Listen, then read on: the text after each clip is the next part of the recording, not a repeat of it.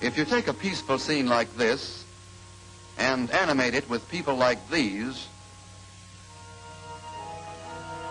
and then mix well with this,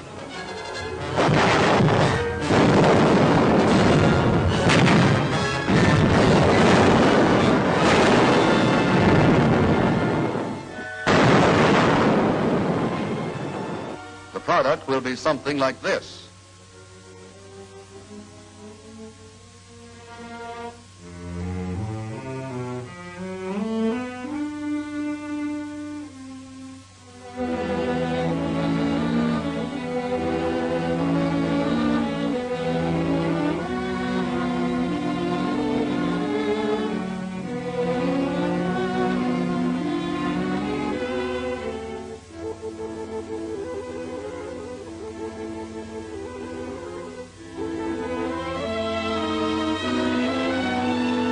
What to do with the Japanese civilian has always been a tough problem for the Marine Corps.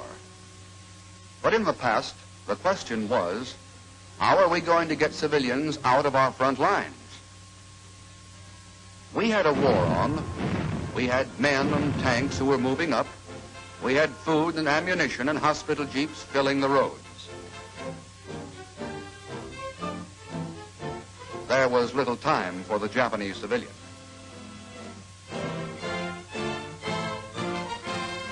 But then we discovered we had to find time, because they began to stall our attack. They stood in small frightened groups to our front. They gave us a security problem when they were captured. They tied up our transportation.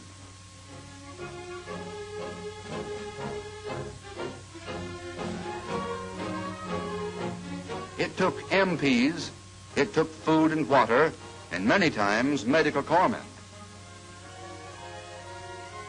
The problem was one of military necessity. Well, what did we learn? When the Japanese civilians became too much for us, the first thing we did was to contact the intelligence section. Live enemy personnel, both soldiers and civilians, was their business.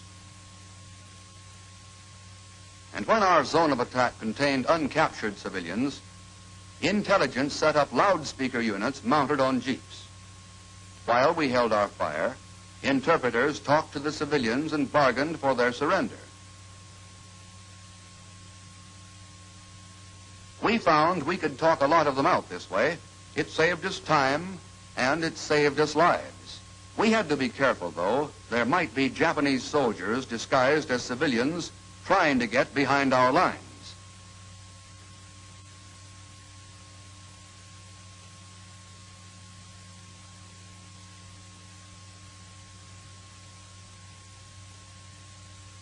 We told them to come out in single file, wearing something white, so that we could see them easily, and we assured them they would not be harmed.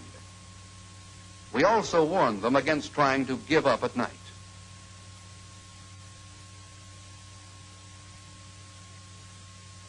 Once they were inside our lines, the intelligence officers questioned them, screened out the soldiers, and separated the Koreans and Chamorros from the Japanese civilians.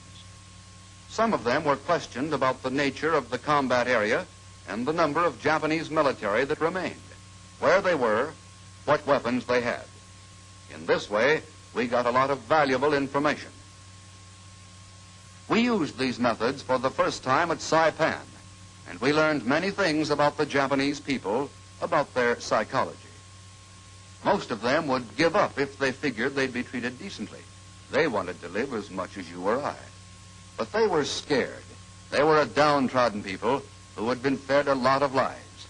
When they committed suicide, it was mainly out of fear of possible American torture. But when we had the Japanese civilians in our hands, they were docile and gave us no trouble, not even the geisha girls. By the time we got to Tinian, we had our techniques perfected. We used well-known Japanese men and women on the microphones to persuade their countrymen to give up. When the Japanese heard these familiar voices, they surrendered by the hundreds.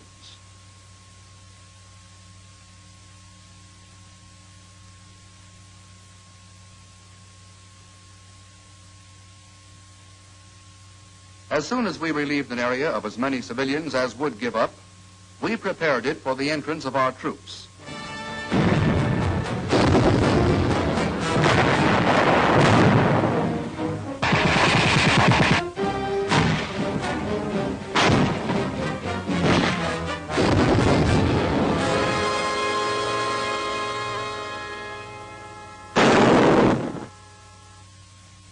The transportation problem was partially licked by the establishment of forward internment camps in regimental zones of action.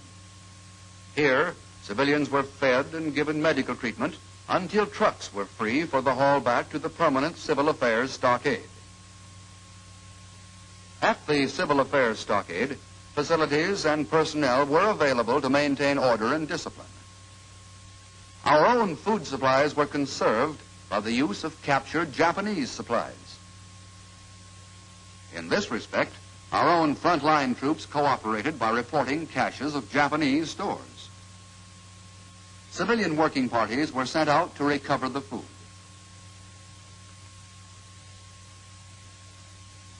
Also, Japanese medical personnel were employed to treat the wounded. We learned much from the Marianas Campaign. We learned that fighting on Japanese territory was more than men and ammunition and supplies. We had to reckon with the Japanese civilian. When the Marines landed with the 10th Army at Okinawa 9 months later, we were better equipped for the job. We had more Japanese interpreters, more civil affairs personnel, more loudspeakers, more transportation. And all of our Marines had been instructed in the proper handling of enemy civilians. 80,000 Japanese civilians were rounded up by the 3rd Amphibious Corps in the first 25 days. There was no evidence of any widespread suicides as at Saipan and Tinian. There was another thing that intelligence learned in these campaigns. We found out how important Japanese documents are. These documents told us whom we could trust and whom we could not. They gave us the names of the mayor, the factory superintendent, the police captain, the jailbird. They told us how we could assist in the reconstruction of the Japanese community. Today, with the Marines ashore in Japan, intelligence will again put its knowledge of the Japanese to work. Occupation means more than the landing of troops, the rebuilding of airfields, the establishment of communications. Occupation is mainly concerned with people, the Japanese people. We have to know all about them. We have to know which of these people ran the banks, built the munitions plants, ran the prisons, wrote the editorials. In short, who really pulled the lever that dropped the bombs on Pearl Harbor? And who are the ones who would like to take a stab at it again? That's what the occupation is about. But for the bulk of Marines who walk their post in Japan, who carry their rifles and execute their orders, what's their part in this business? Their part is to understand the role of intelligence, to play ball with the men and officers who are gathering information on the Japanese. We've shown you how intelligence gathered its experience fighting from island to island across the Pacific. Now we ask you to understand its new job. Although many cities of Japan lie twisted and smashed today, it was once a pretty prosperous place. But it was run by the wrong people, who were taught the wrong things and who took the wrong path. The job of occupation troops is not to rebuild, but to boss the new construction, with the facts and figures supplied by intelligence. The individual Marine can cooperate by understanding the intelligence mission, by recognizing the importance of Japanese documents, by preventing looting, and by reporting all suspicious persons and happenings. Intelligence is your key to an efficient occupation and a speedier trip home. Use it.